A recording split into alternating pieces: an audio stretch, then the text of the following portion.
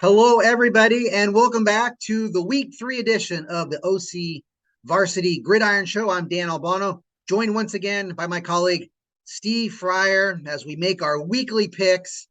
Both of us came off a losing week in Week 2. We both went 2-3 because Edison surprised us, and among others, I think we were also surprised by Long Beach Poly as well.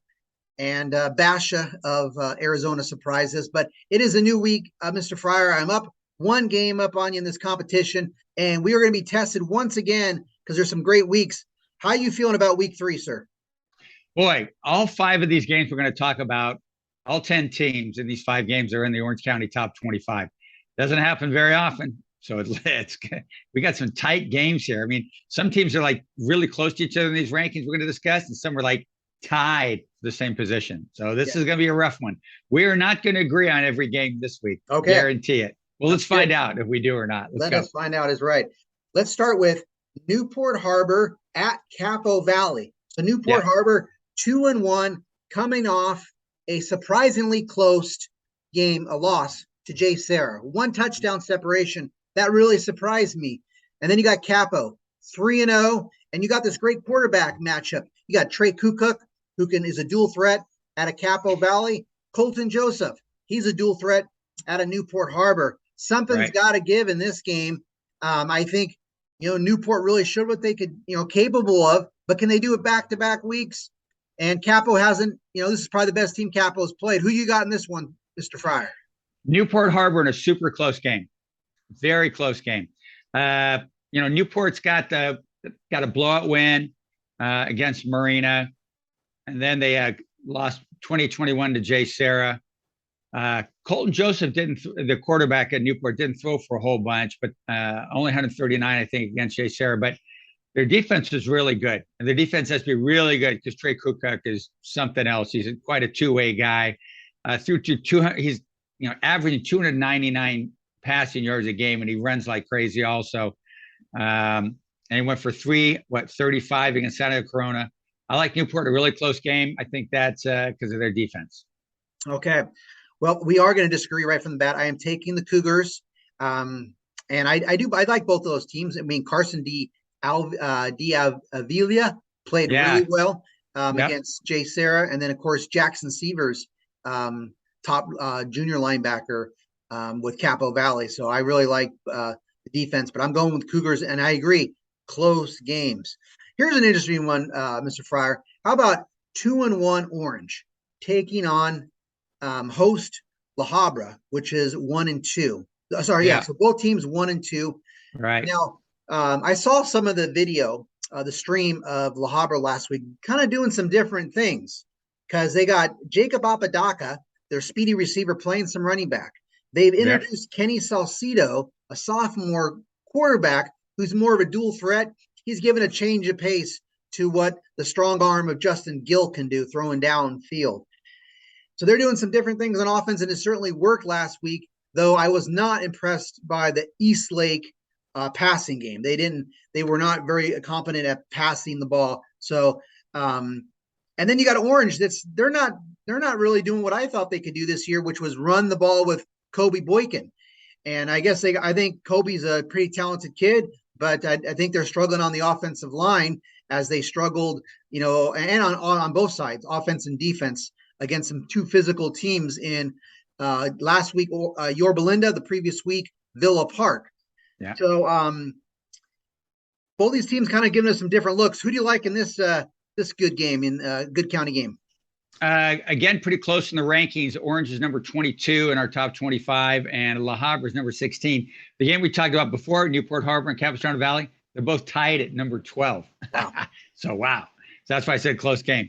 So this one, I've got La Habra. They're at home, which is always a good thing for the Highlanders. Yeah. You mentioned the Apodaca kid. He ran for 195 against Eastlake. That was a trip too, out to Chula Vista. Yeah. Can't get much further south than that and stay in the United States of America. Yeah. So that was a pretty tough one. They lost at Upland, which is a tough place to go play, 21-14.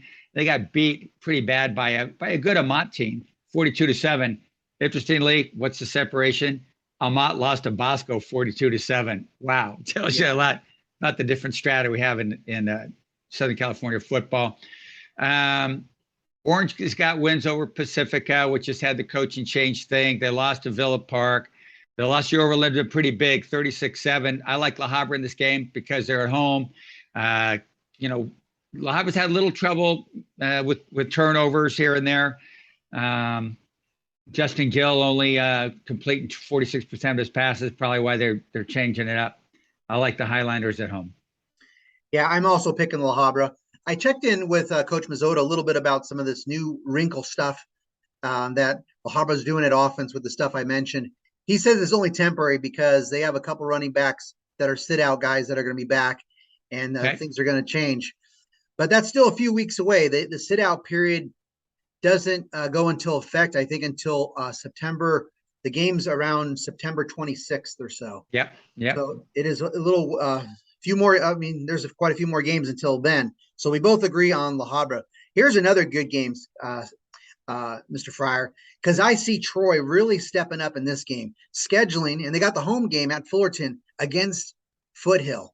So that's I remember seeing this and hearing about this from Coach Case over the summer, the Knights coach.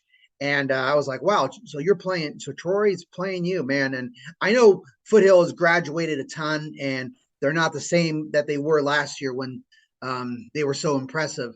But they're still Foothill. They still have huge numbers, and they are still a very physical team. And they're taking on a Troy team that is 3-0, coming off a nice win against Irvine. They got they have about 3 running backs out of their wing T offense, led by the combination of Huss and Klingberg. But I think Foothill, they went on the road to Nevada, Reno, last week, pulled out a 10-7 win over Galena. Knights are playing good defense because their previous win was against rival Tustin. That was 9-7. Yeah. Of course, they're led by Ethan Carpentier, really good linebacker. We'll know a lot about both these teams after this game. Is Troy a legitimate contender in the Freeway League to at least get second this year? And, how quickly is Foothill reloading? Can they be a factor in the Crestview League? Who do you got in this one, sir? I've got Foothill in a close one because their defense. Now, you were on board with Troy way before me, and Troy's lived up to it, beating Irvine last week, which is pretty good. Right now in our rankings, we got Troy at number 22, Foothill at number 21. So, again, we got another close one here just from the ranking standpoint. Talk about Troy running at 268 rushing yards a game is their average right now. That's a tough deal for Foothill. And Foothill has a little bit of a turnover issue. I think they've thrown 5 interceptions. And with a ball control team like Troy, that running attack and the wing offense and chewing up first downs and yardage and time.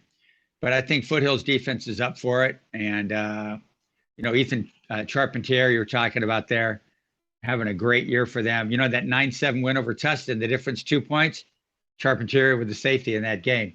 So I look for him to lead a pretty good defensive effort for Foothill and Foothill to win a really close game. Yeah, I got Foothill as well. So we agree on the Knights. I think this is going to be a close game. One of the things I like about Foothill in this game is Coach Case's experience.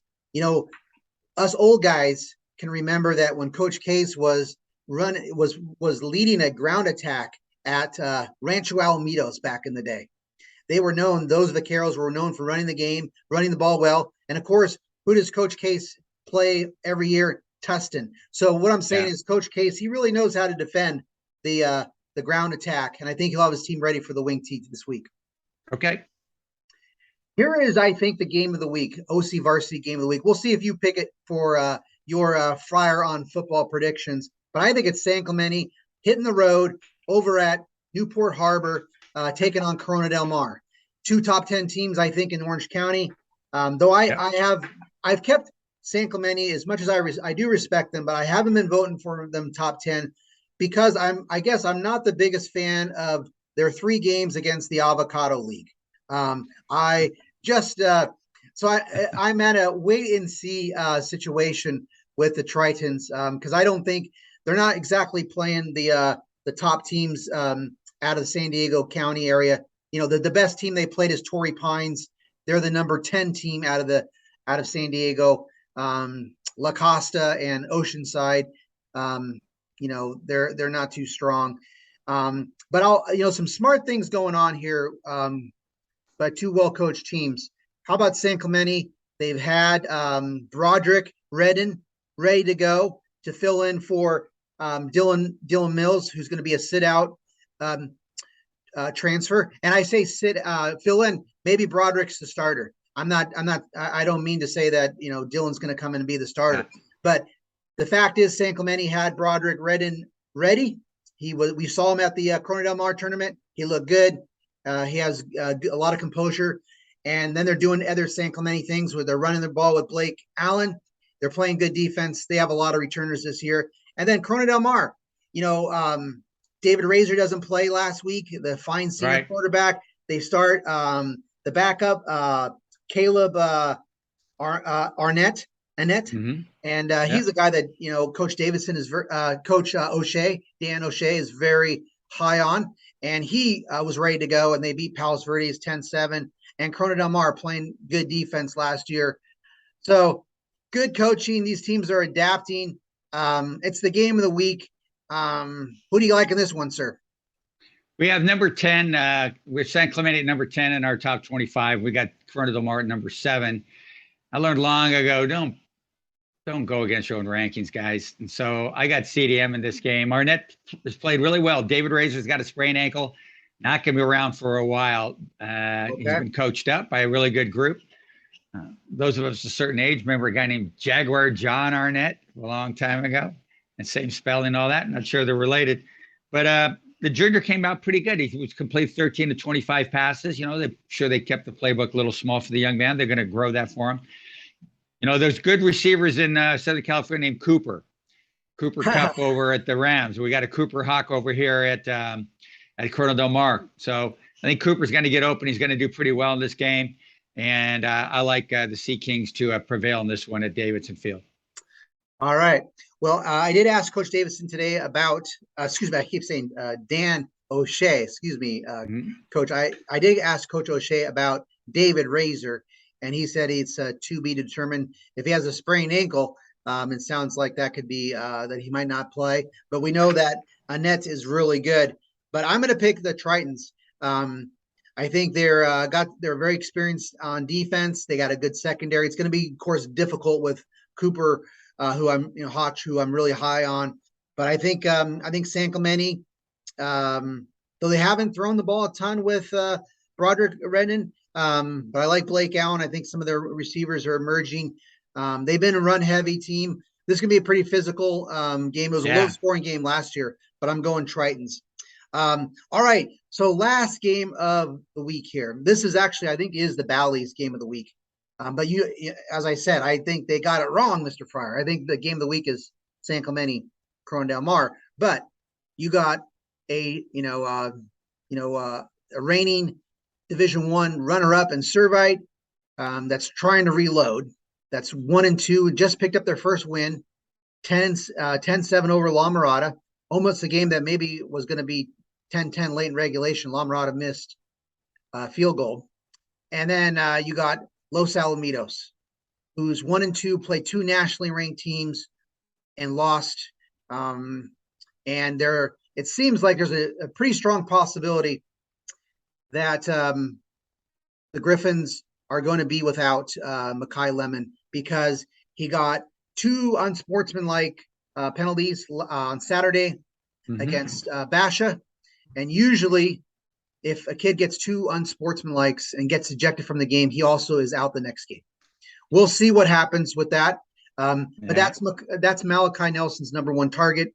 And Los Al is I really think that this is almost a must win for them because they need, if they lose their third straight and they lose to Friars team that's got 21 new starters, I feel like that's going to be quite a blow. They also play, and then the Griffins play Santa Margarita. This is a game they need to win. I think they will win. I'll pick them to win because they are more talented, but they have got to cut down on their penalties and for sure. And they got to watch turnovers, but definitely their penalties and their discipline, which obviously is reflective on unsportsmanlike. And we'll see. I don't know how, those have usually been trading. Those have been calling cards of Servite when they're at their best. When they're experienced and they're locked in, they don't make turnovers. They don't make penalties. They beat a lot of teams that way, a lot of good teams. But they got a whole new team. If Servite, if they lose this game and they're 1-3, they're reloading and they're trying to find themselves. It doesn't really change the course that they're on. They're still trying to find themselves. The pressure's on Los Al to deliver a win at Vets. I think they get it. What do you think about you? What do you think, Mr. Fryer? I think Los Al wins this game too. I still think they're, even with Makai Lemon unlikely to play, I still think there's enough talent over there. Malachi is really a special player, really special. He'll figure things out. Servite, young all over the place. They're going to get better. I'm not, beating La Mirada, an ambitious La Mirada team that is going to play modern day also. 10-7 doesn't, if it's 21-7, something like that, I go, oh, okay, a little better here, but 10-7 is not all that, doesn't make me enthusiastic about Servite yet. I know Servite's lower levels are pretty good. I think their freshman team beat Mission Viejo a couple of weeks ago. And Servite in that game, I was at the Mission Viejo game. They kept battling to the end, man. And that was good to see a team that was getting beat, playing with all that pride. And that'll carry a long, long way. They've got a ways to go. They're not, they'll be better later. Of course, going to that Trinity League. Is that the 0-5 Trinity League team this year? Is the Servite team? Ooh, might be. But I think that this is a Los Al win. Veteran Stadium, too. Yeah. It is only 250 feet up to that press box, or 250 yards up to that press box. I'm going to be there. Yeah. 250 steps or something. It's more than that. But it's a great view once you get up there. And once you get up there and they give you oxygen, it's great. Love it up there. I like the old Vets. Seen a lot of good Los Alamitos games there over the years. Oh yeah, so did I. I have too. With Coach, the Hall of Famer, John Barnes. So shout out to Coach Barnes and congratulations. All right, we agree on Los Al. So we disagree on a couple, including the game of the week, San Clemente and Corona del Mar, and we also disagreed on the first one, a nice one, Newport Harbor, Capo Valley. So let's see how it goes, Fryer. And thanks for again jousting with me on these picks. Okay, sir. We'll see you down the road. All right, guys. Thanks everyone for tuning in. We'll see you at the games.